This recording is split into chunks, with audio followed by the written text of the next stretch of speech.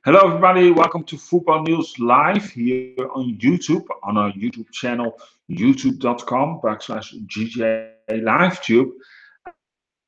Well, it's not that much football news going on. It's very quiet. Of course, the transfer market has been closed.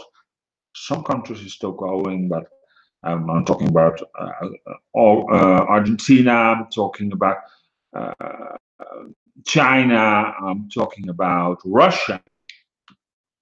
But for most countries, it's closed. So due to I thought, well, I have to do the show anyway. I thought, well, let's do some information show, huh? And I had a lot of questions coming actually in on how for what is actually to replace the friendlies like that, the practice matches to have it more competitive. If it work, I don't know. The matter is, but I also got a question: can you qualify with the tournaments? Well, um, for the European Championship, you can. This is a little bit complicated, so I will get a little. I thought, well, I wanted to go a little bit and do a show about it. I've been whole studying today and going into it, and even been on the phone with the UEFA, explain exactly how the UEFA explained me it. It is so complicated that I more understand Chinese. But I found that eventually I found out how it works. Normal qualifications, and that is the top 20 20 teams will qualify. So the the two the top two of every will go to the European Championships. That's how it works. Then you have four spots remaining. Now it's getting a little bit complicated.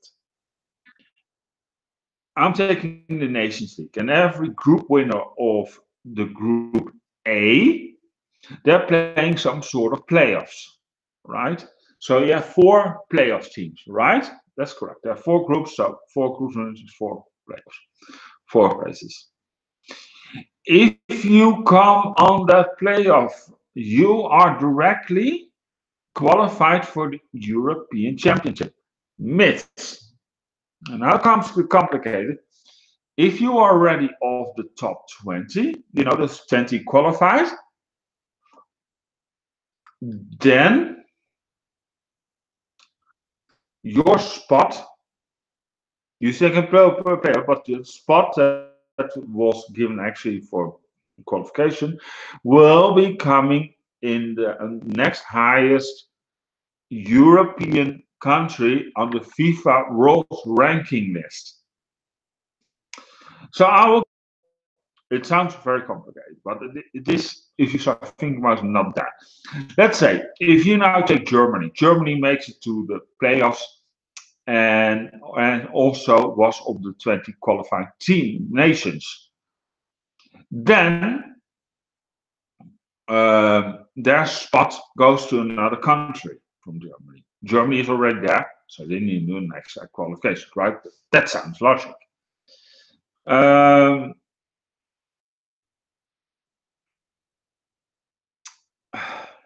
Okay, then they take the World FIFA rank and they cross off all the 20 countries. You probably have still some because there are 55 countries are being allowed. So the highest European country that is not qualified gets that spot of Germany. So, for example, that could be, I don't know, Holland. If they're not in, if they are, let's say they became, they're very good at it lately, and so they're not qualified. And the highest that is not qualified, Holland will get that spot, right? And if there's another country, the next country will get that spot. And that's how the qualification is starting to work. So it's important that you beside of uh, uh, the Nations League, you have a very good spot in on the FIFA World Ranking List. Is that completely fair? Not really, and I'll explain you why. Um, because if you are now, for example, as Holland, coming in a group, I'll take Holland, right? They have Germany and France. They probably won't win those matches. Then you have to start qualifying matches. If you don't qualify either, you probably only go backwards. Or if as an easier group, like with Iceland and Switzerland, the problem won't make it. Yeah, they have more pain, and that is the whole problem. I think it's a good system, but there's also flaws on it. You cope with that. Of course, then the number lost in your group will to the B group. So there you have then the chance to win again. But the case is, if you're now in the D group and you know you come very high on the ranking list. So maybe it's easier to be in the D group and work your way there than the A group. Just say. And then, yes, of course, the qualification matches. The Nations League is running every second year from September, and then from in the summer months. So that is a little bit difficult to say. So we'll just have to wait and see how it works. I hope it works. I'm looking forward to start off to see how it's working. And yeah, that is my point on the Nations League. I think it's tough because but it also will probably give a lot of good football.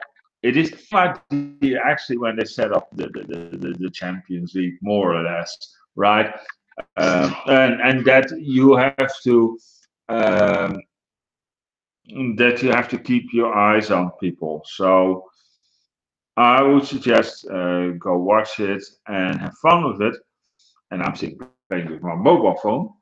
Sorry about that. I just want to see if there's any questions. No, on the live chat. Right, if you have any questions about the Nation League, if you have a question about football, you always to put them aloud into the comment box or send them to at GGA Sports Studio on Twitter. All right. Don't forget to follow us on Facebook, facebook.com/GGA Sports Studio. Take care. My name is JJ Abbink, reporting for GGA Sports Studio. Take care. Ciao.